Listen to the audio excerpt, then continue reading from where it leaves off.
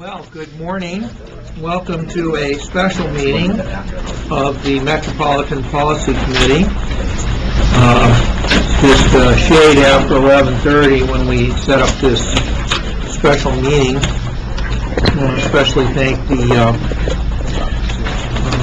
staff at the Lane Council of Governments for all their efficiency in putting together the materials and making the legal notices and getting the food here, and getting our friends with the television cameras and all their great work to make this possible. At this time, I'd like to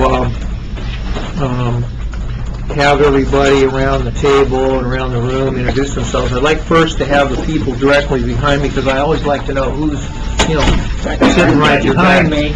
And we'll start here and go around the back of the room and come back to George and go counterclockwise the other way. Connie Williams, Program Manager for Public Point Solutions. Marcia McKay, Public Point Solutions Employer Program Coordinator. Rob Interfeld, City of Eugene. Tom Schwest, LTD. Carleen Riley, Citizens. Ken Hurley, Lake County. Ron Bittler, Springfield. Paul Thompson, Elcott. Mark Pangmore, Non-Transit District. Mark Bernard, Lake County. Matt McRae, City of Eugene. Kurt Geider, City of Eugene Planner. George Pleppel, Elcott. Kitty Piercy, Mayor of Eugene.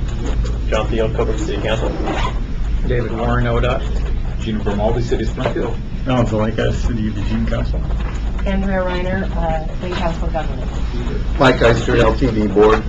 Greg Evans, LTD Board. Dave Jacobson, NPO Citizen Advisory Committee. Wade Hicks, City of Eugene Minutes Recorders. Rob Handy, Lane County. And anyone else that hasn't had a chance to introduce themselves by...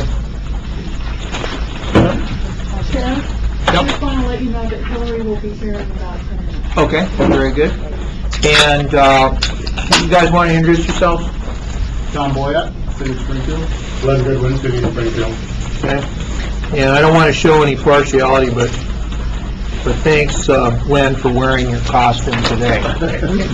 Okay. Chair, just to check, can we meet without a Springfield rep here? We have the, I think it's the voting here. It's the voting.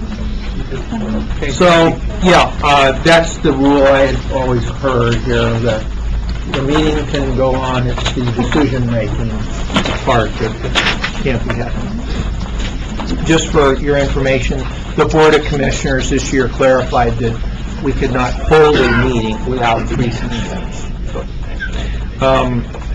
Okay, so at this time I'd like to invite anybody that's here who wants to make some comments from the audience to do so. Could I see a show of hands of anybody that wants to present any comments from the audience? None have signed up. Okay, no sign-ups and no hands up. So at this time I'd like to go to item 3 on our agenda, Metropolitan Planning Organization issues, and the main event today is the update on what the Greenhouse Gas Task Force is doing. I'd like Andrea Reiner to introduce this, and then I know Councilor Zelenka has been putting the wavering oar in on this, so first Andrea and then Ellen. Thank you, Commissioner Sorensen. I do want to just briefly introduce this item. It's a fairly unusual MPC meeting, special, I like that term. What we're dealing with is information that is basically, being produced as we speak. So it has been very challenging to make sure that you all have been kept informed, that our representative to the task force, Councilor Zelenka, has been able to get kind of feedback, and so I really appreciate you being here. Recognize that the things that you're seeing are folks have had very little time to digest, so maybe that's good that we're all kind of getting the information together and trying to make understand it more thoroughly. So our sub-agenda pieces, Councilor Solanka will kind of walk you through the task force report. You should have received that, and I realized that I didn't provide copies of that. So if folks need copies, I think maybe I'd see if that's something that could be provided. And then we'll have a just open discussion with the NPC members. And then I've prepared some preliminary comments from the MPO, focus perspective on how this might impact our work, or comments we've made to sort of strengthen the document and make it a little bit more accurate and more compatible with the work that the MPO and the local jurisdictions are already doing. So with that, I'll pull it up. So I won't go over too much about the process that the task force went through, because I think you've hopefully been following that a little bit, but I'll just say that we've had 3 meetings and we're having our 4th meeting tomorrow. And the 3 meetings started out talking about and getting a lot of background and in the first 2 meetings, and at the end of the 2nd meeting, and the bulk of the 3rd meeting was talking about the big issue which we had on the agenda of the task force, which was to come up with legislative concepts. So the task force was supposed to look at how scenario planning and transportation land use works, what the impediments were to getting all this stuff done, and looking at legislative concepts that we were supposed to move forward. And so the legislative concepts is really a big part of it. So as part of that process, we realized that we only had 4 meetings and 3 hours a meeting, so it's only 12 hours of work. So we created a small work group to be able to work through that, which had representatives from each of the food groups within the task force. I was the MPO representative from all of the MPOs. Metro was on it, and we had a representative from the environmental group and a representative from LCDC, which was John Van Landingham, is the chair of LCDC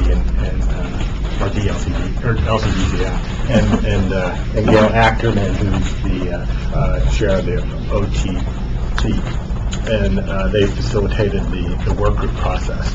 That work group's product was the thing that we sent out to you yesterday. It was the draft report, and it literally just got finalized on Tuesday afternoon. So it's fresh, hot out of the oven. Yeah, I don't think it's half baked. I think it's almost all there. So 2 other, and what I want to spend the time with is going over section 8 of the report, if you have it in front of me, which is on page 22 and 23 and 24. That's the bulk of it, and that's really the nuts and bolts of where we're coming from. One comment before we get there, directly related to our NPO, is that in HB 2001, which required Metro to do this planning and adopt a strategy, actually has a section in there that requires... Can I just stop you for a Sure. second? Folks, including myself, maybe don't have that particular report you're citing. Can we get copies of these couple of pages of section 8?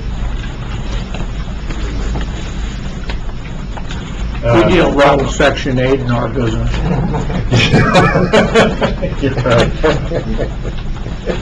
So that would be pages 22 through 26.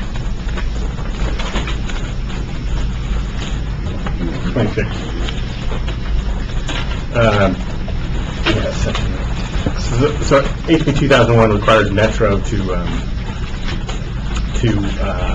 do the scenario planning and to adopt a strategy, and they have to do that by, I think, 2012. And so they've already started doing that.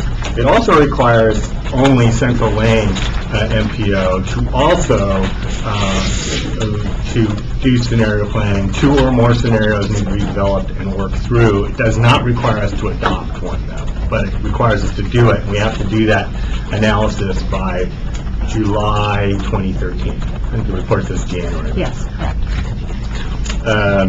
And so we are required to do this scenario planning, but not necessarily adopt it.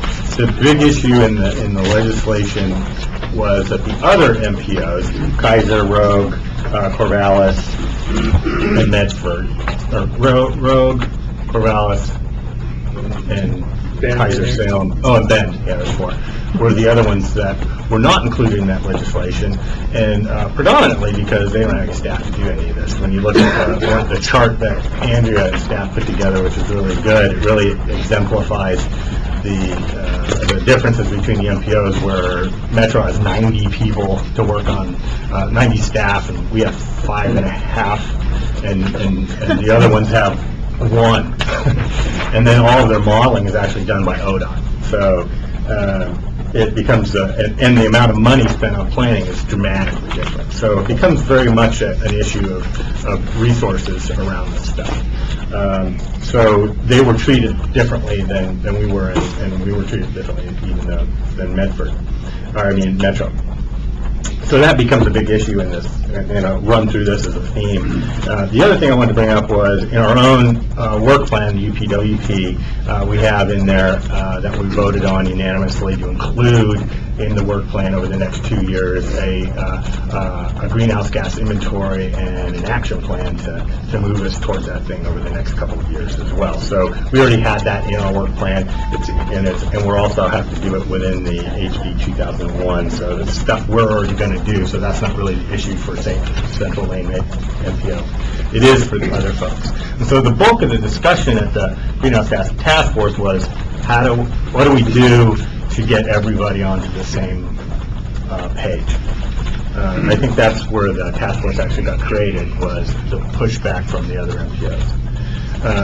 So with that, unfortunately, we don't have section 8 yet, but I'll walk through it, and then we'll get these as we go. Section 7, sorry. I think it was just going a little loony there for a second. Roman numerals throw me for, what are we on, Super Bowl? It's going to be That's stupid. Steve. Steve. 6C, right.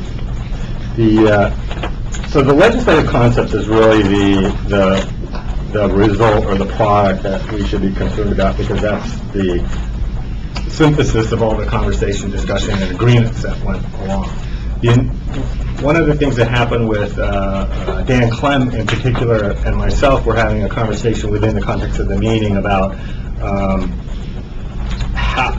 what is it that we want to accomplish, and how do we want to accomplish it, given the staffing and the resources that we have. And I think uniformly, all of the MPO reps said, yes, this is something we need to do, this is something we want to do. The issue is, how do we do it, and where do we get the funding to do it, because there is a major problem in that we've got all these other things that we're doing, and if we add this on top of it, something else needs to give unless there's additional resources. So the section 7, the legislative concept, is put together in chronological order, except for one thing, which is the targets, which we intend to change the order of this a little bit. But so there are, I think, 8 things that come out of this legislative concept. The first one is that there needs to be a state strategy for reducing greenhouse gas. That means Oregon Transportation Commission and staff are going to work to put together an overall transportation greenhouse gas strategy and deal with that up front as it relates to greenhouse gases. The second part of it is that they also need to come up with scenario planning guidelines for us to develop with common planning assumptions and how that actually will work in the real world when we get to planning process. The third thing is that's actually number 8 on the list, should be the greenhouse gas reduction targets. One of the things that we needed to get clear about was, if we're going to do this planning, to what end, and what are we trying to achieve within that planning, with the scenario planning. And so the concept here is that the legislature would direct LCDC and OTC, in consultation with OTC, to come up with reduction targets that we're supposed to meet. Not binding targets, but those targets then become the thing that we're trying to achieve. And the way planning works in this area, the nexus between transportation and land use, is we do transportation planning and we also do land use planning. The transportation planning kicks out outputs that inform the land use planning, which then kicks out outputs which informs the transportation planning, and that's an iterative process that we use to make those two things mesh. What we need is a module that plugs into this process that relates to greenhouse gases. That has two components to it. One that actually says, here's what the result is of this iterative land use transportation planning in terms of greenhouse gases, and then what are the things we can do to change these models to reduce greenhouse gas emissions, and how much do they reduce them? And that's what the module does. And then that can inform the iterative process between the two so that you end up meeting the goal. And it will probably likely be regional goals that will get down to the MTO specific level. And our contribution of greenhouse gases from the transportation sector is about, for lane MPC, is about 6%. These charts are provided, they're a breakdown of the information provided earlier from Brian Greger at ODOT's Transportation Planning Analysis Right. Unit. So that was a helpful thing to write it. That shows the 1.25% of Oregon's greenhouse gases. Right. Yeah, sorry, we're 11% of the overall. Right. Not 6. So creating those targets will be informative for the planning scenario process. So that's actually, I think, going to be moved up to number 3 because we're trying to do this in chronological order. Once we've done that target, then we'll go to what is on section 7, number 3, which is to have the legislature direct ODOT and the LCD to create the greenhouse gas reduction toolkit. And the toolkit has two basic pieces to it. One is the modeling, the actual model that will be able to do that process I just described, which is very innovative and will be more or less cut from whole cloth because there's hardly anybody in the country that's doing this except for California. By the way, California has a very similar law that they passed last year called Senate Bill 375, which requires all of their 16 MPOs in California to establish VMT reduction goals and to do the scenario planning to reduce it to meet greenhouse gas targets, to meet their overall state targeted reduction goals from AB 32. So they're actually in this realm too, and actually Oregon and California are working at pretty parallel areas in terms of leading the country in all of this. Which also means that there isn't a lot of stuff to rely back onto, and there's not a lot of people that know how to do this, nor is there any software that really can do this. So this is groundbreaking stuff in that regard on the actual software modeling tools. As well, the best management practices is the other big part of the toolkit. That means one of the things we got out of the process was a guy named Brian Greger, who works for ODOT, has been working on this for quite a long time, and he came up with what I call Brian's mind map, which is a scary thought that any of us should have our brains mapped, our minds mapped. And mine yesterday would have been kind of that page. Or this old dark part. But this is the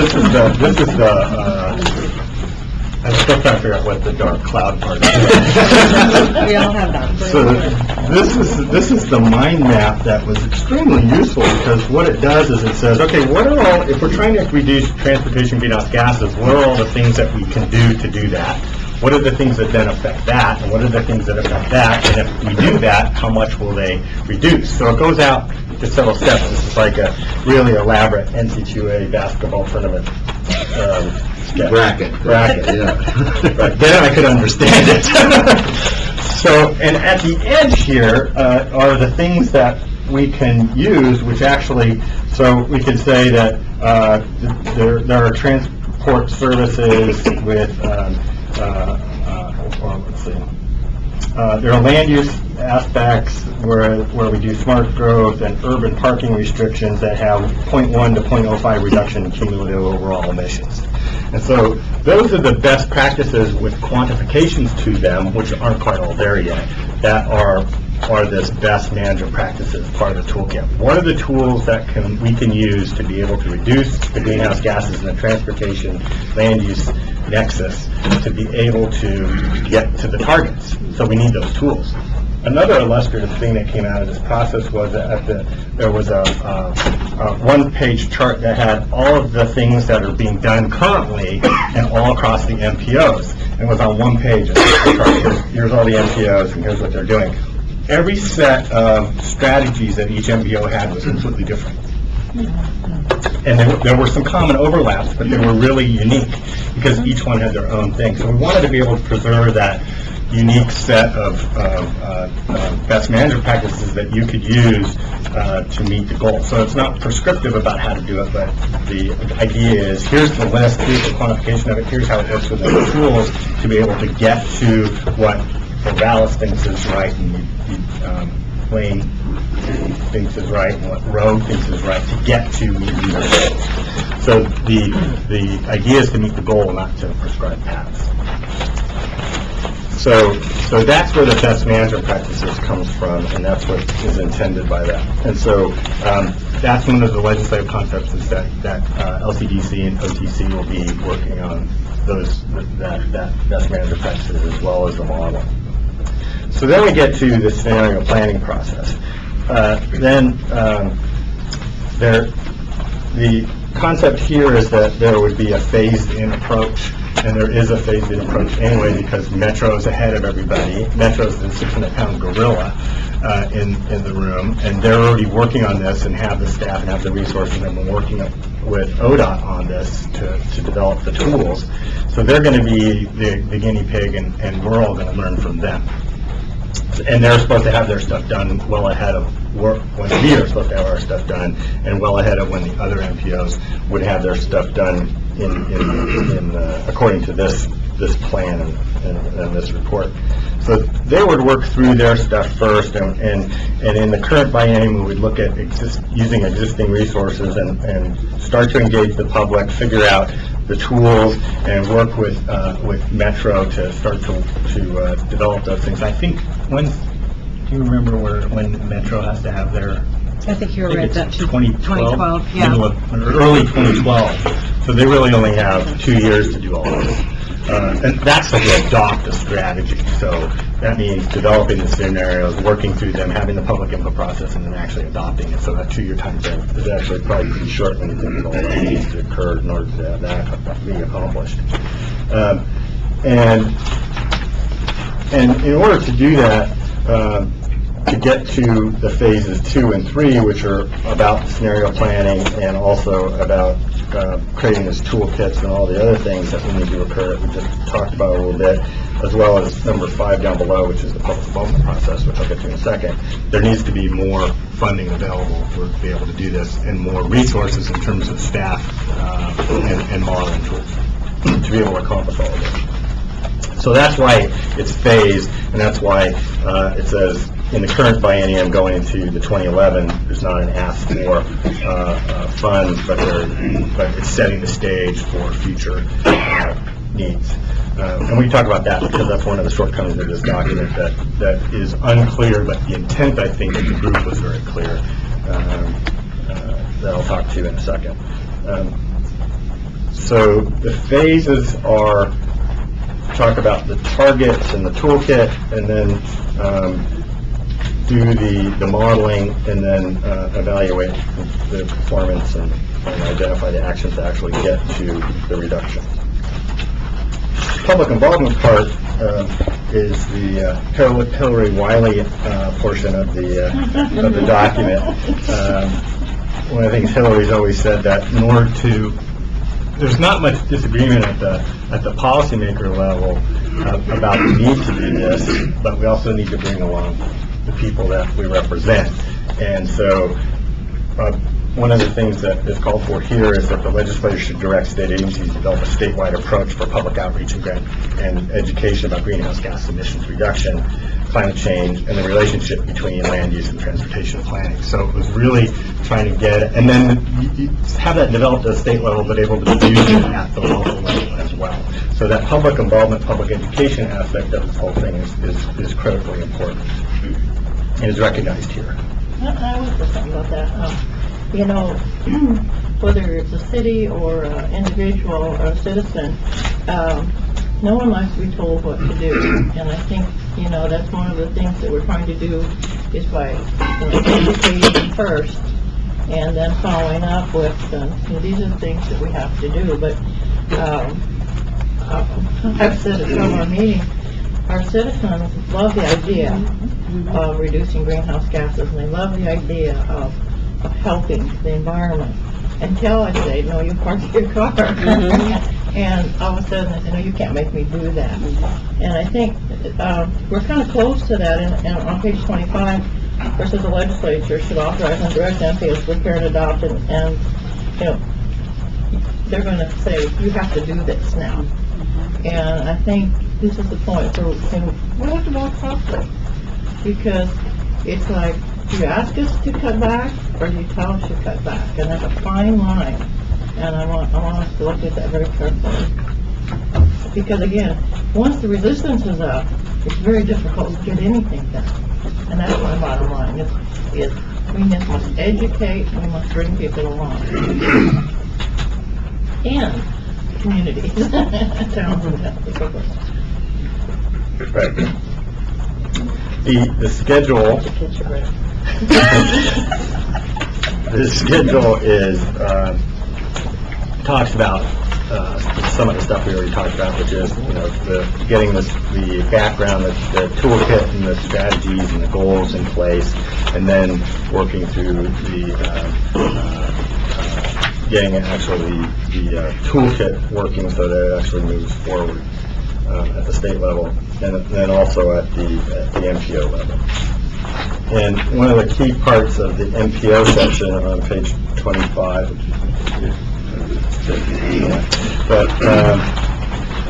is that the phase 2, which is looking at our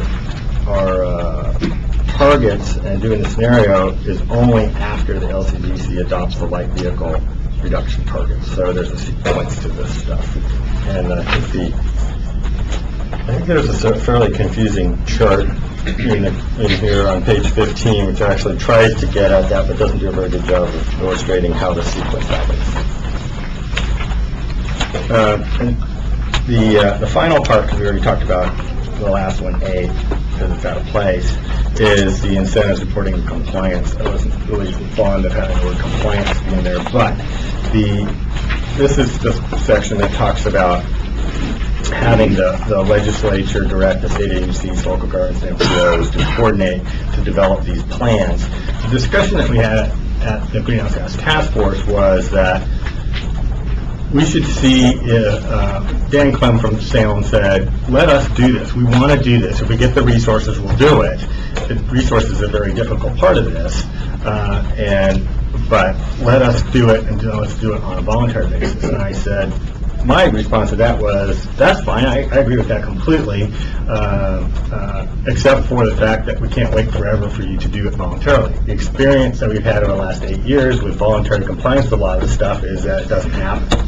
So after a certain period of time, and I suggested 2 years, and that's what's in here, that after 2 years, the progress check, and if there's not a lot happening towards voluntary compliance, then the legislature looks at if there's something else they need to do in order to make sure that this happens. And so that's what this compliance section is really all about. And again, the toolkit is a list of his model software that interacts with the transportation land use modeling, and the best practices that allow you to get there. You pick and choose stuff to get there. So those need to be in place as well. So the two, I think, big issues that I have with this report that are that we actually talk about, and they're both on the agenda for tomorrow, and I'd like some feedback on, besides if this meets what you guys are thinking about. Two issues are that about funding.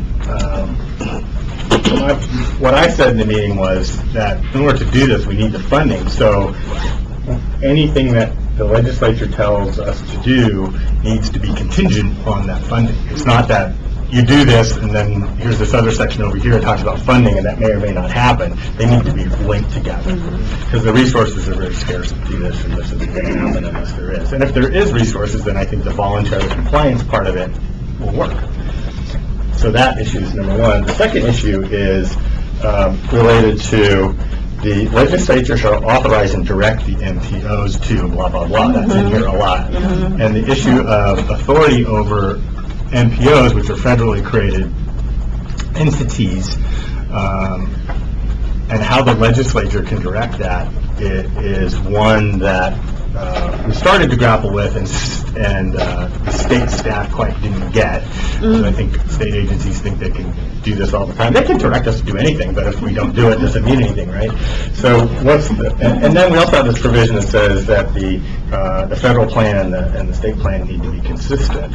And so how do all those things mesh together? And that's actually item number one in the discussion tomorrow, about how we actually make that happen. And staff from both ODOT and the LCD are going back and looking at how that, and the governor's office are looking at how that actually works legally, and if there are any hooks or problems that need to be dealt with on that. And if that's not something that this report needs to address more specifically in terms of a legislative concept. That's it. Andrew's got some specific comments, but I think I covered them. Oh, no. Okay. I'm come on for that. But I think more comments from the NPC, and then I could follow up with some of our... Okay, Gino had his hand up. Go I ahead. have a question. I'm having a difficult time seeing how the recommendations in this report impact or don't impact land use planning. Some specific directions that the MPO will do things, but I can't see the connection with the local planning efforts. Right, it really Does it supersede local planning efforts, or do local planning efforts feed into it Right. when something comes out? Right. One of the big things that's going to come out of this that I hadn't actually thought about, but became really clear, is that the legislature, and there were three legislators on the group, plus the two chairs, which are the Speaker and the President of the Senate, is that they really didn't have a good concept of how MPOs work, and that they were different. It was not everybody's like Metro, and Metro is unique in that it actually has control over and authority over some land use stuff. No other MPO does. And so that was a conversation that we're having about, so how does that actually work? And so the thought is that in that scenario planning where you have an error effect between land use planning and transportation planning, where the best practices come in and a module clicks into that, the computer model to be able to do that, will show you the things that you need to do in order to have them meet your greenhouse gas reductions for this sector, this nexus. And so there isn't a hard, thou shalt do this in the land use part, but it's through that scenario planning and the results of that that will indicate what the local jurisdiction strategy will be in order to meet the target. And that's as far as it goes.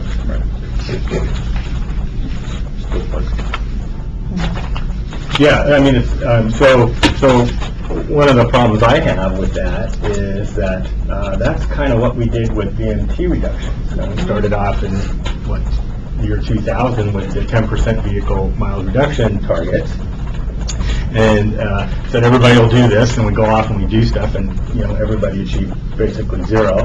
And then we said, well, maybe the target was too high, so we reduced it to 5%, and then nobody got anywhere with that, and so we just said, well, how about coming up with these alternative plan things and on. So that, to me, has been one of those things where you declare success and move on. That is absolute failure. And we had a slight conversation about that, and that's endemic to all this stuff. And I don't know, there isn't a really good answer to that I've seen, but I'd want to hear some of these comments about how we should make that work better. It didn't work very well on EMTs reductions. Okay, moving around the table. Go ahead, and then Mayor Piercy after you, Council. Thanks. And Alan, thank you for taking point on this and for all the time and energy you spent.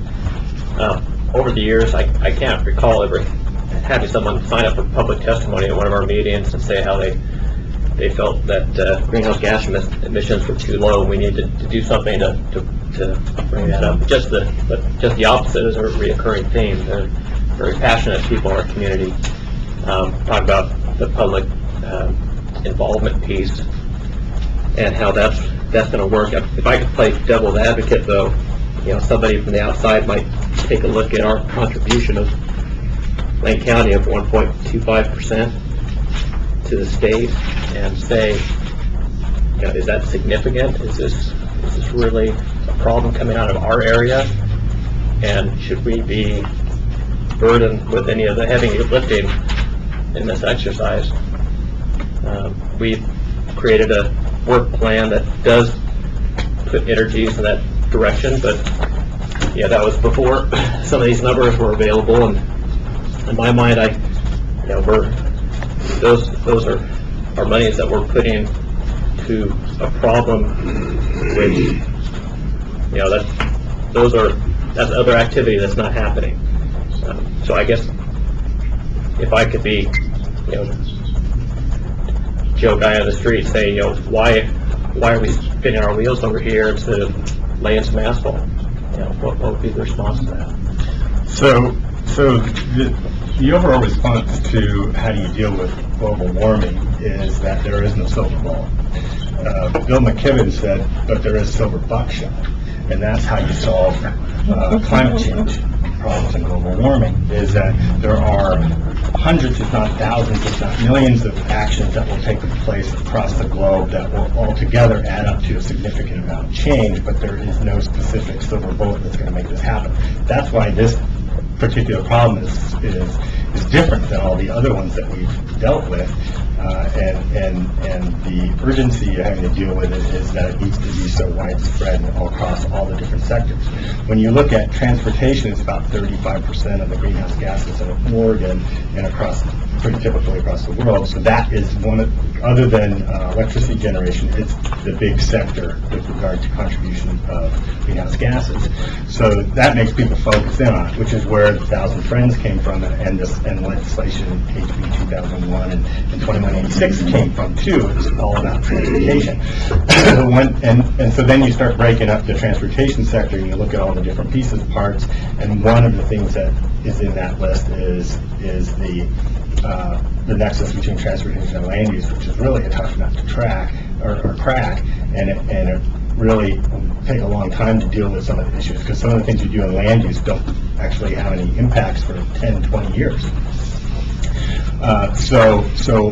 Eventually, this is where we went first. You had to start somewhere. Eventually, I think all the sectors will be in this kind of under this kind of rules, and so we just got lucky and we're first. The one thing that's been confusing to people is that we took this rifle shot down into this one little sliver of the pie, which is this nexus between transportation and land use, without really talking about the bigger picture.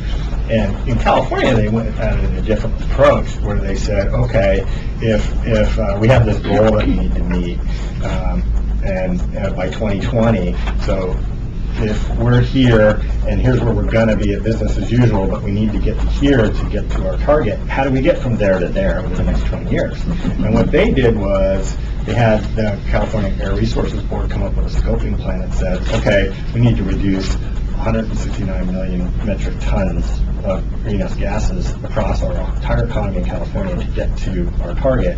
How do we do that? They actually broke it out by sector. And there's an action plan of the scoping plan that has 72 different actions, and they actually enumerated the goal associated with each of those sectors.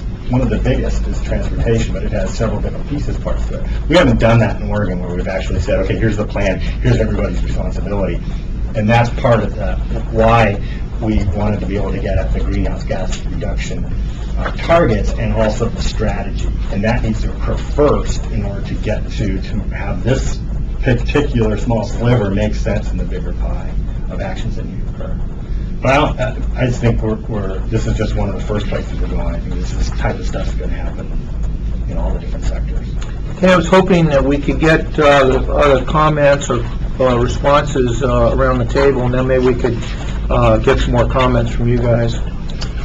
So, my thinking about this is that the kind of question he just asked, we heard it at the last meeting, I feel sure you're going to hear it in the legislature. I think the committee needs to take it seriously about how you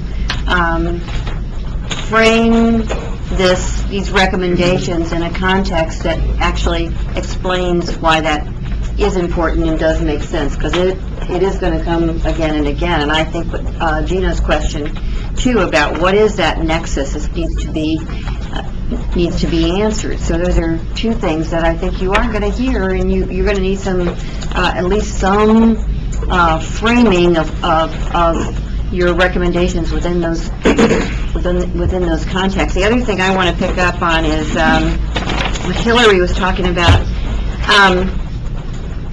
I'm not going to suggest how you do it, but I do think the wordsmithing of this is a little on the. I mean, it would be easy to change this so it isn't shall direct, shall, should, shall. You can say the same things and say MPOs other than Portland Metro in consultation are going to do blah, blah, blah. You don't have to use the, because I think the reaction you're going to get, even in the legislature, is legislators from different areas saying you're going to hammer people with this. You just got to change the tone. Yeah, definitely. I think that. Yeah, I think where this came from was the staff took first shot at this, and they went off and talked to legislative council. Legislative council said, well, if you're going to bring us legislative content, you need to say the legislature's going to do X, Y, and Z.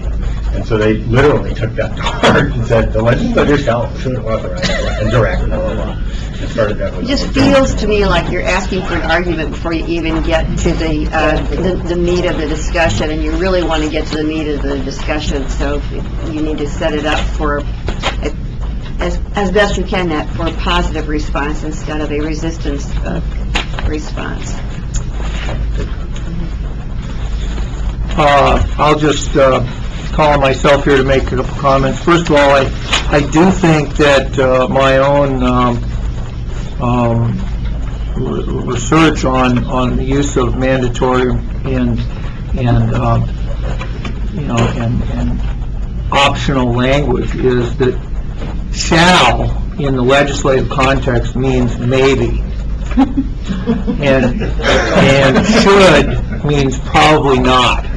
Okay, so with all due respect to the nicety point, which I think is a good one, and you will get more opposition to a word like shall, because shall means maybe, it might happen, but should generally legally means no one can really force anybody to do anything, and nobody really has to do anything. So that's the downside of diminishing the significance of the verb choice.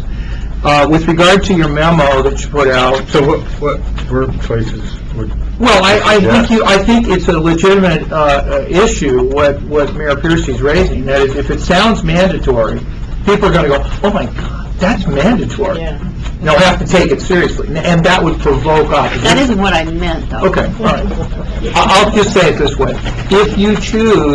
If this task force chooses in the recommendations to the legislature that you use a softer language, They will take that softer language and make it softer. The legislative council. Yeah, right. And, I mean, even after it's drafted, what they actually do with it in the sausage-making process, the actual legislative process. So that's my concern about downright. Now, as to the memo, the memo that Andrea wrote up for us, you've got on page 304, bottom page, you've got a whole bunch of things. It says the task force is responding to some of the following discussion questions posed by the project facilitators. And a number of questions are asked here. And by way of feedback, I will tell you, should MPOs consider alternative scenarios or other mechanisms to reduce greenhouse gases in their pending RTP? Yes. Pending RTP, yes. What's the nature of the scenarios and how do they apply to the local governments? And then this question, I think, is quite relevant to us and what we do here. What are the expectations for local governments to include the scenarios in local land use and transportation plans? And the reason I think that question is a great question is because one of the things we struggle with around this table is advocates for transportation planning without including land use planning, and advocates for land use planning that include transportation planning. That's a dilemma that we've addressed, and I want to make it really clear. I think linking, as the question seems to, I think linking the land use and the transportation planning is good, and that will lead to the outcome of reducing greenhouse gas emissions. What are the expectations for MPOs to address greenhouse gas emission reductions within the next 18 months? I would say my expectation is to do that. And again, with all due respect to they should do it in the legislative language, as opposed to they shall do it. Shall means they might do it, maybe. Shall means maybe. Should means they won't do it. Well, it's all should. Well, that's what I'm saying. That's my point. It's got to be more than should. And then last but not least, it says, what's the process for establishing targets for reduction from the transportation land use nexus, and who's responsible to do this and by when? I think my number one comment is it's good to see again a linkage between transportation and land use. It's good to see that and linked. And secondly, I would say who's supposed to do it? The MPOs are supposed to do it. And to the extent that there's a sooner versus later, sooner, and get some numeric objectives. So that at the end of this, we can tell people we did something. So those are some comments for you to chew on for your meeting. Two questions. One comment, one question. So the process for establishing targets, that was what we were trying to get at with that the state will set up a strategy on transportation and then also actually set up a target. And then that will inform the MPO's work when they do the same scenario planning. So that is, I think, really clear in this document. That was one of the parts of it. These questions were intended to stimulate discussion within the task force and then within the work group. And a lot of them, given the amount of time we had and how much time we worked in the group and with the work group, it was extremely short. And most of these were just too difficult to deal with in the amount of time that we had. So this document actually is pretty good. It way exceeded my expectations of what we were going to accomplish. The other question I have is, so I'm confused about what you two just said, because I understood what you said, and then you said, well, that's not what I meant, so... I'm just saying, he said should, which is what is used here. It means you're not going to do anything. Right. So I couldn't see how using should So if it went to shall, then that would seem to... even stronger. It would be even stronger, which would be in I was just saying there was a contract way with that you could just, I'm I'm not going to argue what Mr. Sorensen says about the language. I was just thinking that you can get to the same place by saying, for instance, in number 2 here on the first page, that DLCD and ODOT, in consultation with other agencies and the stakeholder, prepares guidelines for preparation. I mean, you just say it, what you expect them to do. Oh, instead of, so like delete the legislature should direct. Yeah, just give put down what you want to see happen.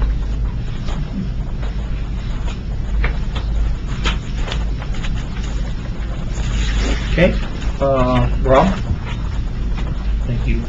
First, I wanted to thank Mr. Hurley, like he's here today from Lane County, our other rep on the staff, who worked so hard with Andrea and Hillary and Alan. Thank you. Mr. Hurley, I wanted to ask you if you had any perspectives from Lane County staff perspective on any of this. Maybe not from a Lane County staff perspective, speaking for the county, but I would like to ask probably the opposite question. Can you guys record this? Mr. Hurley, why don't you come on up to the table there? Yeah. You could go to this mic and it'll be clear for the television. So, Dan Hurley, Lane County. I'm not saying I'm speaking for Lane County as an organization, but I think one response that we would see from this would be the opposite of Mr. Teal. I think we'll see both. But the question of, given the urgency of the issue, you talk to any respected scientists, they will say that we need to act now.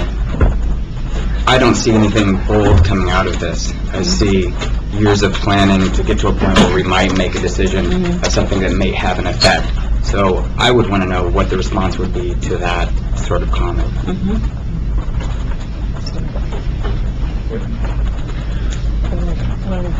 Thank you. I think you're right and not so right. I think you're right in that it's not bold, but when you also think that there's no place else on the planet other than California that's even trying to tackle this issue, this is kind of bold, because it's very innovative in that regard. I understand. It needs to start somewhere. And this particular nexus that we're talking about is stuff that, we're talking about transportation planning and land use planning, which is long-term horizon stuff about how we shift the physical nature of how we do get around and where our buildings are and how we do that. That's not something that's going to happen overnight either. Right. So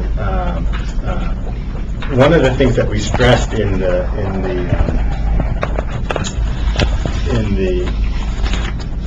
toolkit was that that when we do this Brian's mind map of all the different things that we're able to do, we wanted to have them be able to be filtered. And in number 3A, here's the filters, I through V. We wanted to be able to have the filters look at these ideas that come out of S-Management and rate them with regard to their impact on reducing greenhouse gas emissions in the high, medium, or low. We wanted to be look at how cost-effective they were, high, medium, low, and the time required to implement them. Can they be implemented in the short term, near term, and long term? And then what ideas actually do we not know nothing about, and we need to move forward on and investigate them more. So with those filters, the MPOs will be able to look at, and could actually, and the ultimate vision would be able to sort the best practices that were most cost-effective at a short lead time that had a high impact, and do those first. And then but at the same time saying that the ones that have the high impact are likely to be the ones that take the longest to implement. And the trigger there is that we don't wait to do those for a couple more years. Those are the ones we need to start working on now, because it's going to take a long time to get them into place. So there are many, many other parts of greenhouse gas reduction plans that can happen immediately to actually reduce costs. There's a report called the McKenzie Report that looks at the greenhouse gas targets that were set up by Kyoto and what are the actions that can be taken to meet that target. And they plotted them by whether or not they reduced costs or increased costs. And the chart looks like if this is zero, above it costs, and below it saves. The chart looks like all the actions, and then the bars are how much greenhouse gases it saves. The bar chart actually looks like it has a ton of stuff that occur that are reduced costs that save a lot of greenhouse gases and then go up, and then have a portion of the chart that goes above the graph that are things that reduce greenhouse gases but have costs. The upshot of that is that there are an enormous amount of things that can happen quickly that reduce costs that actually save money. That overall, what California did when they did their macroeconomic study was that the overall cost of that is actually a reduction cost. And again, this particular topic is it's not versus spending zero, because there are Echo Northwest came out with a study that talked about the number of billions of dollars it will cost to do nothing. So there's always the other side of that. If we do, the answer isn't let's not do anything. The answer is, well, if we don't do anything, then there's this cost. If we do something, it's this cost. Which one's the better path? That's the question. And if I could just continue. I guess my concern is that people have been studying this for years now, and for us to do more studies to create software to figure out the linkage between transportation and planning and how that can work together, I think we know some of those things now, and I would like to see some recommendations highlighted of things that we do know. We should take action on those now while we build the software to kind of formulate better and better. And that's actually and also with the toolkit, picking out some of those things that we know are of high value, big impact, recommending those now while we work out the ranking structure. I'm just concerned of delaying and more process and analysis paralysis. I think you gave me that term behind. But I understand, baby steps to get there, but we need to take some big steps as well. That's actually embedded in here, which is that each MPO knows a thing. Once you get this toolkit and you get the filters, you'll be able to look at those things. We weren't able in the time frame that we had, which is really only 2 months, to be able to then create this toolkit, figure out the impacts of them, and then also say, these are the best things to do. So the best that we could come up with this is to direct LCDC and ODOT to actually create that tool to be able to do exactly what you're talking about. And those things are the first things that get implemented, because they're, once you go through that filter, you can figure out which ones take the shortest amount of time and have good bang for the buck and have big impacts. But we don't have the tools to do what you're suggesting. We don't have the quantification to do what you're suggesting, and we don't have the process to do what you're suggesting. So the best that we could come up with is to direct the LCDC and ODOT to come up with all three of those. Mr. Chair, I yielded my time for that important discussion. Would you prefer I take a second round for my comments? No, go ahead. Okay. Thank you.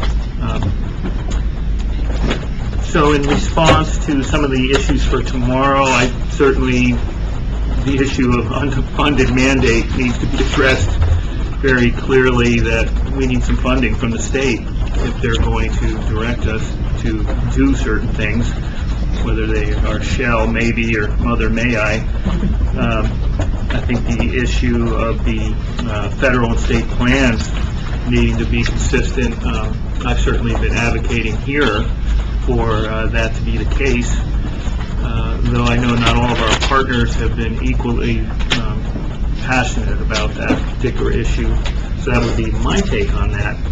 And I guess the rest of my comments might be, since this is an extraordinary MPC meeting we're having today, this might be an opportunity to just kind of step back. I really appreciate your work. There's a lot of good things that's going to happen tomorrow. And I'd ask my colleagues here and our partners and our staff with the various partners to maybe just take a moment to consider a few things. I think Hillary and Alan's comments earlier really highlighted some of the juxtaposition we're dealing with here. On the one hand, human nature is don't tell people what to do, you'll never get anywhere. And yet at the same time, if people don't have incentives to change behaviors, we enable the same behavior to keep taking place. So what's the balance between incentives and having something that will be complied with? And that's part of our wrestling here. And I want to think about a couple junctures where some of this has come up for all of us. this past spring when we looked at the UPWP work plan, and we had a challenging discussion that led to the inclusion in that plan of our own greenhouse gas inventory and action plan, which we agreed to, but not without some sausage making. And now we see in the some of the task force discussion that it's one of the things that they wanted to see happen. So that's good. We've already done that. The other MPOs haven't. So that yielded something positive and forward thinking, but not without its own struggle here. We have been struggling with the issue of integrating the TSPs, the RTP, the state and federal requirements. I'm not sure why at times. Maybe it's just human nature of, well, it's going to be changed and it's going to be tough and we don't know what it's going to mean, and so I know there's other reasons. So we're still at that fork where we haven't done that, and the state is now suggesting, says it shall, should, or mother may I. Councilor Zelenka mentioned back around the vehicle mile reductions of a decade ago and how we didn't make progress there. People don't want to be told what to do. We had the DLCD, alternative performance measures. Those of you who were there with the meeting DLCD in Springfield recently, where we were wondering, well, 10 years later, are we making any progress? So is it going to be voluntary or is it going to be mandated? And we're having a very interesting discussion around the STIPU funds, in that it's a very small pot of money, but I mean the right thing to do when we look at it in this context is to fund TDM, is to fund transit. When we look at it from this global piece, it's, you know, and yet we get caught up in our local jurisdictional pieces of like, well, just give us the money, or gosh, we haven't figured out a program for coming up for a program for paving asphalt, so even though that won't take care of our problem, let's not fund TDM, let's, you know, put a little bit towards our asphalt problem. That should be a separate policy consideration, where we have funds that are flexible for things like greenhouse gas reductions, or for TDM, or for transit. We should really be thinking more broadly and more focusedly. So, you know, these are tough issues. I know these are tough conversations. And I know they're tough for our elected officials. I know it's tough for our staff. And it gets back to that question, too, that if we get too far ahead of people, then as elected officials, I know one of our fears is we'll get booted out if we get too far ahead of people. But the other piece, too, is that if we're not visionary and responsible enough to move forward, then we also can get be booted out because we're accused of being asleep at the switch. So it's kind of pick our poison, and we just keep having the conversations. And I really appreciate Alan and Hillary and the staff that's been working on this, and go forth and prosper tomorrow.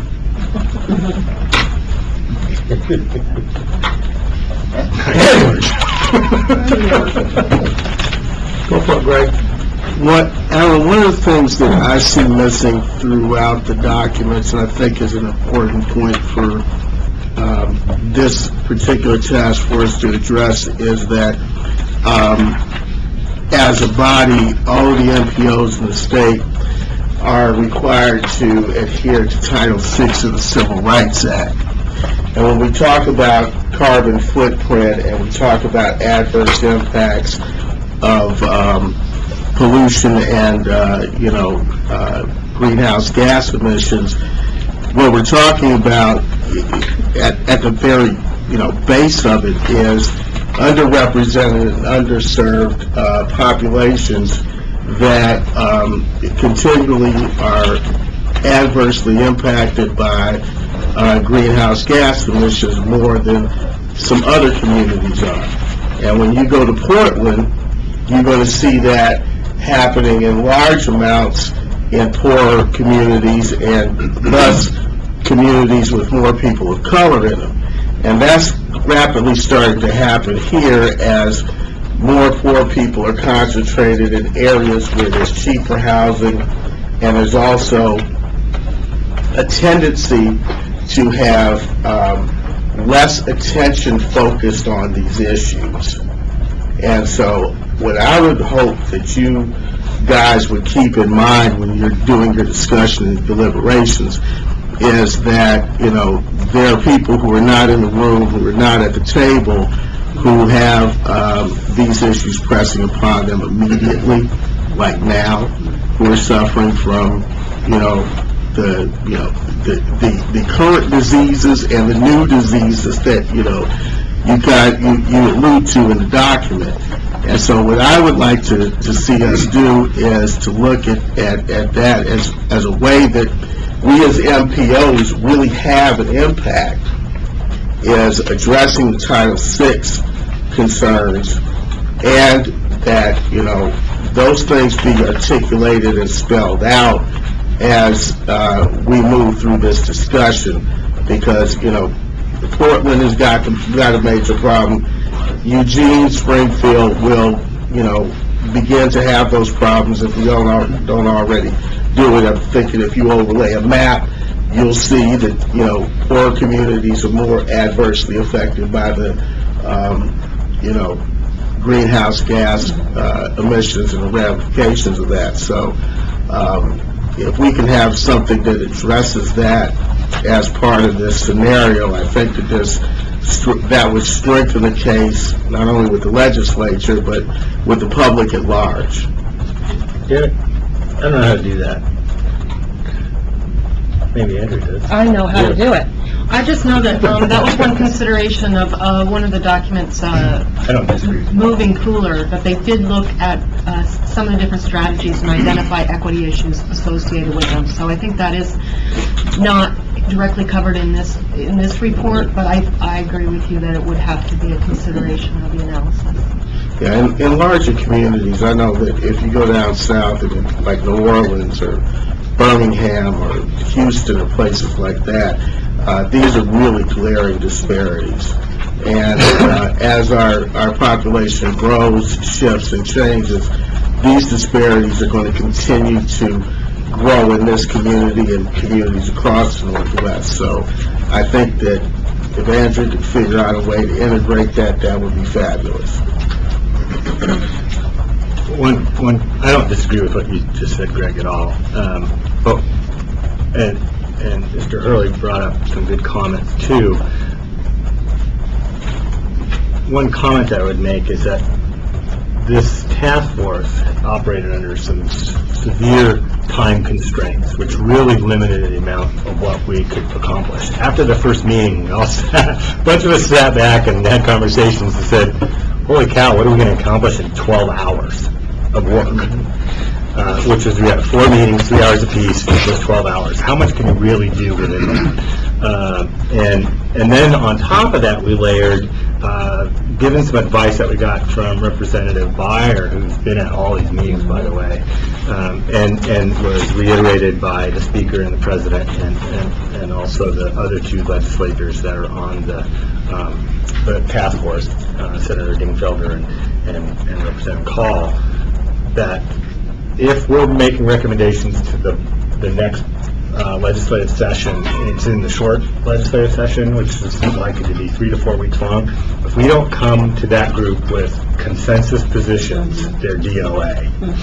So the constraint of time and the constraint of consensus, and we actually defined consensus -1, because we didn't want someone holding hostage the whole thing. So constraint and time and consensus limited what we could accomplish, and we actually had some conversations about stuff you're talking about and stuff that you're talking about, but the reality is that we couldn't get there in the amount of time that we had. Having said all of that, and we actually had conversations about, shall we make funding for transit, which everybody brought up, and Representative Call said, we brought that up in the legislature, and it was the wheels came off the cart when we brought that into the legislature about adequate funding for all of the transit systems. Salem's in the position of cutting all weekend travel and ending their transit at 8 o'clock at night. and because they don't have enough funding. And so shall we, say in this report, the legislature needs to fund adequately, and here's some ideas, and we decided we're not going to be able to get to that kind of level of detail. Having said all that, they then sprung onto us that the actual appointment by the governor doesn't sunset on December 31st, 2009, which we all looked at John Van Lanahan and said, what? and so they suggested that this group would carry forward into 2010, and it actually in the legislation 2186 says, and then talk about potential stuff for the 2011 legislature as well. So, which nobody read. So, actually, it looks like this group's going to actually go forward in January, February, and talk about this some more, and figure out where it's going to go from here. Eventually, it will sunset. And maybe that kind of conversation, given we only had 2 months, 12 hours, and consensus, that those conversations can lead to more stuff and more detailed conversation about this. Which is really one of the stuff that we can do now that's really important.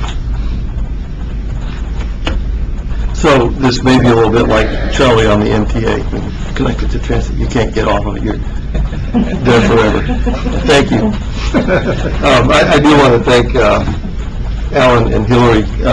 It's clear that this is really high-quality work and intense work that you've done in a compact, short time, and you've taken leadership in the overall group too. So that's really commendable.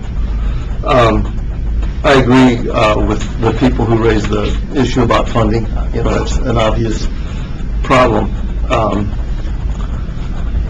And I wanted to follow up a little bit on Councilor Wiley's comment and the other concerns about language, require, suggest, mandate, and just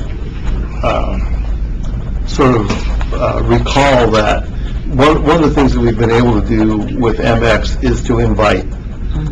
We've been able to invite people to choose to take a bus that have other alternatives, and they've taken us up on it in big numbers. And there may be an opportunity, Alan, to intersect the issue of that got shot down with transit when you were talking about the funding in the legislature and the wheels coming off with this, because we do have the ability now, we've demonstrated that we have the ability to invite people to leave their car at home, and it's been successful, and that may be a part of the solution here. And that's all I had. Yeah. I'm glad you got the wheels that came off the conversation metaphor. Go ahead. I think that I'd like to give a little time to the three of you, with Hillary going first, to kind of respond, and if we do have time for a lightning round after that, we might be able to do that. Well, I'll be brief. I just kind of want to follow up on what Mike had to say. My problem with the language and the whole approach of virtually, the fund is at the door. We're going to have to take serious steps here. We're going to move in and make decisions for local jurisdictions on how they're going to plan for the future, because the problem is that serious. This is the message that we're hearing because of the greenhouse gases. On the other hand, putting controls on local planning is one thing. Not being willing, I'm talking about the legislature now, not being willing to provide the solution through transportation and transit puts us in an impossible position. We'll tie you up over here, but we won't provide the solution over here. This kind of language and actions have to go hand in hand, and I think we need to be strong in that. I'm opposed to losing the ability to plan as per jurisdictional planning should be done. However, if we must give up some controls in order to have the betterment of our community and our future, that truly Rome is on fire, and we do have to do this, then we need some support from the legislature on a solution.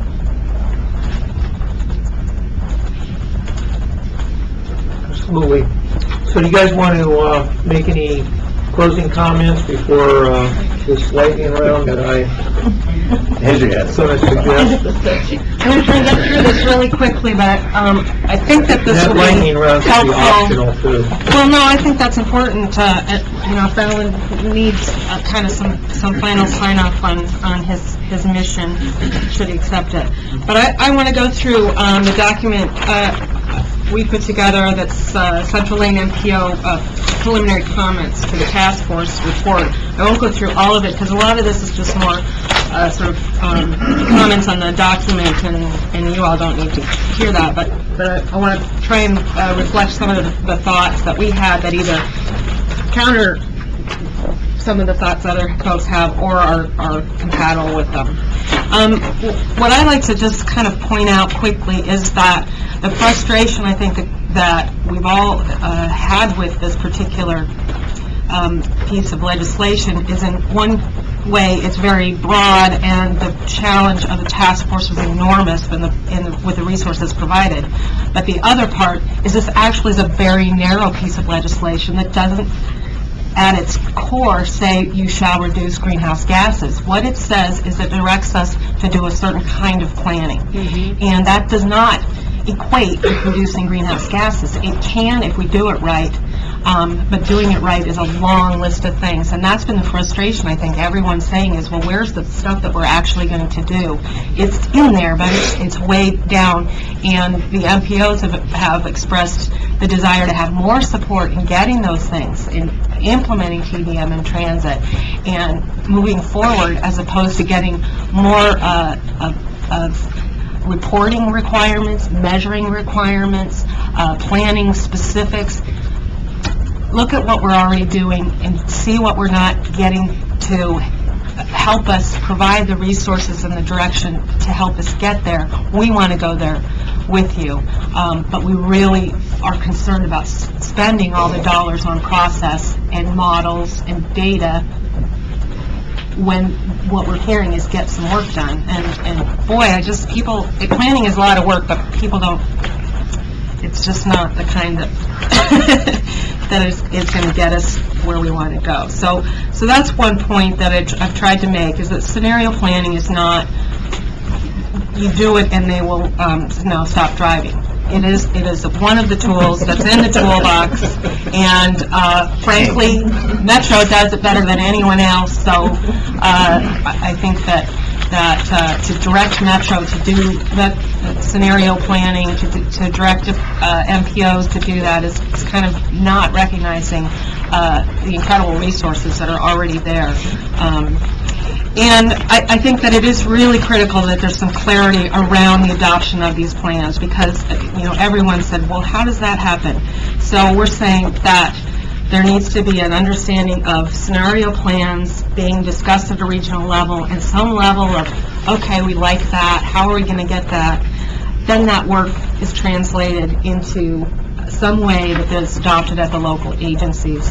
And those land use assumptions that MPOs use, we go to the local jurisdictions. We don't give them to you.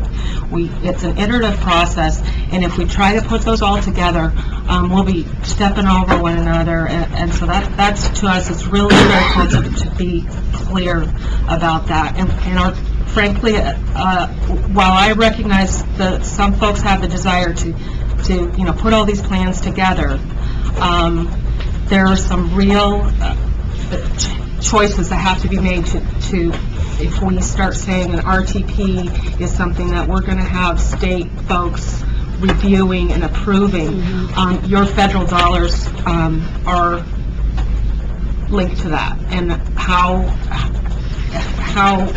we have that conversation is critical and should not be made in a quick choice by folks that really aren't in the trenches like you all are. So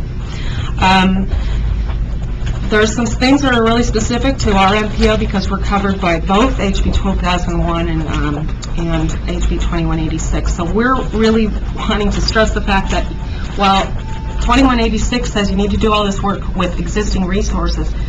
We are already under the assumption that we will be getting additional resources to do the work that's been asked to do with us. So we want to make sure that doesn't fall by the wayside. It's critical. We can do a lot of work that's already in our UPWP, though. We can't kind of go above and beyond that to get the modeling tools up to date and start scenario planning without it. I think that's the resources. Frankly, I think that it was one of those charges that was just too large, but to have left it to just kind of a few statements about how much it might cost DLCD and ODOT is a disservice, and I'll express on the MPO manager the fact that the MPOs we would have been more than happy to put together some ideas of how this cost might be and incorporate that. I think that really needs to be more, maybe at the first, of your January meeting or something, that we are tasked with getting that information and having it as a real discussion item. We're kind of throwing around an idea of around $500,000 every year to start doing the scenario plan, not to do anything, but certainly to really be able, just for Central Lane and Keough, Right. correct. That's an annual, Right. yeah. There's 4 others. Right, plus- so the resource of transit is, I did not find that as an impediment, and I think that is something we should probably think about adding, is saying the inadequate funding for transit is an impediment to implementing scenario planning recommendations. So,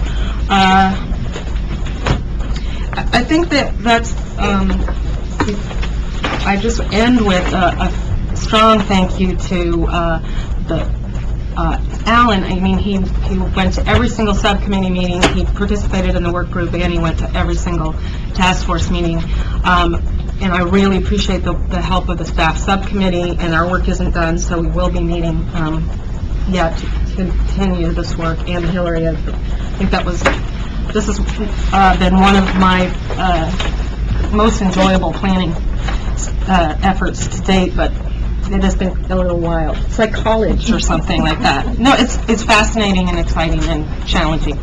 But I'm really hoping that there's a way that this process can speak to that need for coordination at the MPO level with our local jurisdictions, but also to get a better representation at the state level of what MPOs are, what they do, what our resources can be to help the greenhouse gas emissions reductions process, that we don't need to necessarily be directed to do these things if we had the resources, if we were asked to comment and participate in statewide discussions on the framework, on the public involvement. I think the process could see significant advancement over the next year. That might not happen if we're not kind of right there at the table. So that was my soapbox, and leave it to you to rebut or but I really try to offer those not as you shouldn't do this or should do that. It was really to say the report could be greatly enhanced or clarified in a number of ways to make it a better, more I think more sort of palatable and doable set of recommendations. Okay, So, so Alan can get the last 6 minutes. let me sum up, and then anybody can comment on my summary of people's comments. Comment, and then I'll sum. So 2186 left out, initially it said everybody will have to do the scenario planning, and everybody will have to adopt a plan. That got winnowed down to just Metro having to do that. Central Lane saying we do this, make it mandatory, we do the planning, and everybody else was left out of it. So part of the goal of this task force was to see if we can get them into the fold, so to speak. From my perspective as the Central Lane rep, we're going to do this anyway. So it really wasn't about whether or not we should be included, but if we could get those other folks on board, the more the merrier, the more impact, the bigger this is, the more resources are going to be thrown at it, and the more attention will be at the state level, and at the ODOT level, and at LCDC level, and at Metro level, that this is then, going to be used everywhere in the state. That's better. So more the merrier was a goal of mine, and that happened here. And then the second thing is that it needed to have some context. This was kind of out of the blue. We didn't have a straight strategy, and we didn't have goals or targets. And so that's in here too. And then the third goal of mine was that there's not money to do this, not only for the planning, which is $500,000 just for us. Some of the plans in California have taken $3 million, like Sacramento area, for instance. So there's not only planning for the dollars, but one of the impediments that we actually recognize is the impediment to do the implementation. And specifically in there, it does say things such as public transit, because that was a big part of the conversation.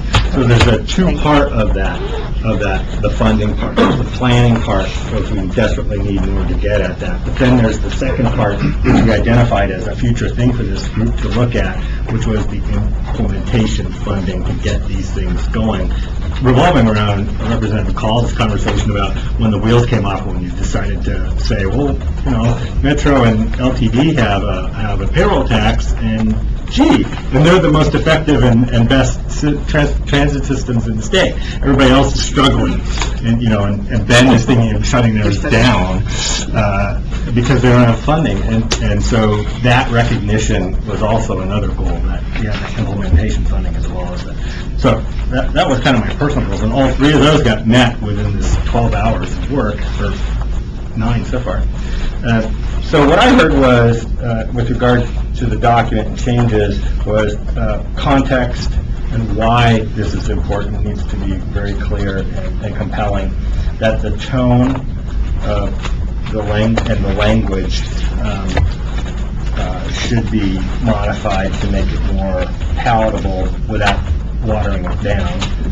That there needs to be more clarity and focus, although it was our intent, on direction and short-term actions that can be taken and how they would be done, and then really beef up and emphasize the need for funding for both planning and implementation, and that this isn't going to happen unless that comes through. And then finally, some recognition of the equity issues around a lot of these things that are embedded in the best practices. And maybe that could be another screen that we actually look at. Okay, looks like we have time for the lightning round after all, so put your hand up if you want to make a lightning round comment. Mayor Piercy. I'll try to use lightning as I can. I just want to say thank you. I think getting consensus and broadly throughout the state is really important, and I really believe that it's fine for us to push our boat, but we need all the boats going in the same direction, and that's what you're trying to do. And I just want to remind people very briefly, Portland gets a lot of recognition for what they're doing, but they've been on a plan for 25 years. And so when you look out there and you think, what are they doing this long-range thing for? It takes getting a boat moving in a direction and pushing and pushing and pushing. And you're doing actions all along, but you've got to keep working at it. It's not something that you go out and do it and it's done.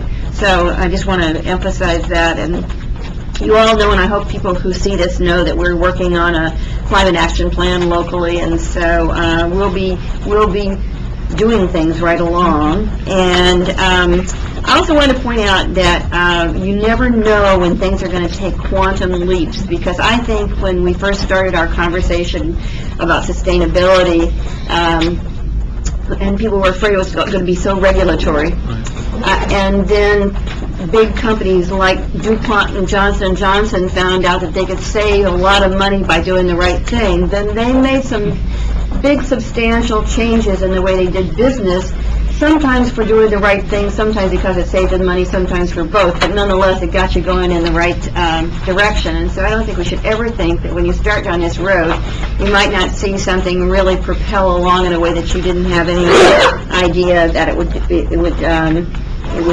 take that kind of direction, and we need to be we need to be doing that. And only other comment I want to make right now is, it isn't that more is, I thought you said more that participated, the merrier, you thought, but I think it's not so much that it's merry, but that it's really important. It's important. And, It's the season to be. I know, I'm really merry. I'm finding merry about it, but, and I think we shouldn't lose sight of the fact that we should be integrating this in everything we're doing all along. So if we're heading in this direction, every planning process that we have, we're not just starting one that's separate from everything else. It should be embedded in everything that we're doing, and we should recognize it as such. Thank you. One more quick comment on that. Yesterday, Matt? No, the day before, the Eugene Energy and Climate Action Plan broke up its plan and had public involvement in all these different sectors. The one on Tuesday was about transportation and land use planning, and we had an EWEB, and well over 100 people showed up at that meeting and broke up into little tables of 8 to 10 people talking about the things that we need to do that in that nexus, which is directly related to this. So if people are engaged in this, they understand it. I think that the education part of it is needs to occur so that there's... Aren't we having a But blueprint that's pretty planning thing amazing, in over 100 people. Springfield next Friday? And the blueprint session, yeah. Then there's, on the 11th is the cutting carbs, from 8:30 to 2 is at the ODOT building. The City of Springfield hosting is the cutting carbs workshop, talking about blueprinting. I just have one word, Kaizen. I wanted to thank Councilor Wiley for synthesizing some of the comments around here into that very good clarity around focusing additional funding for transit that needs to happen. I think Dave had something to say. I'll save it for another time. Thank you. And I just wanted to say that for anybody that points to LTE as an example of financial strength, our board is meeting on Monday to figure out how we're gonna have to cut service. So that's just a hard reality. Right, isn't that sad? And you're one of the stronger ones in the state. Okay, well, Dave, you sure you don't want to take some time here? 30 seconds? Yep, go for it. Thank you for your comment. I've been sitting here thinking, what can the CAC do? And there's a line in the report that says that the MPO will inform the public and get comments from the public, and I can see us, the CAC, hosting a public presentation where the public is educated on what's needed in this area. And then my brain took a jump and said, well, can the school districts be involved? Because they've had a curriculum in recycling and ecology. This would be an area, that would be the next step in their curriculum. And that's what I wanted to say. Good, well, thank you. There's actually this Excellent. weekend, one of the schools is doing a carb cutting program. And that actually was, the intent was to create the materials and the campaign at the higher level and have it used at the MPO level, at things like the CAC. In fact, I brought up ours and we talked about getting more than the usual suspects there, right, Rob? Being able to comment. And I said, when we have public comment, we usually only have like 1 or 2 people, and there he is, Rob, and ironically, Rob was the only person who had public comment at that particular meeting of the Greenhouse Gas Task Force as well. Well, thank you, and further Thank you for your business, comments, they're very helpful, I'll bring them tomorrow. seeing none, we are adjourned, and we got our next meeting coming up soon. By the way, are you...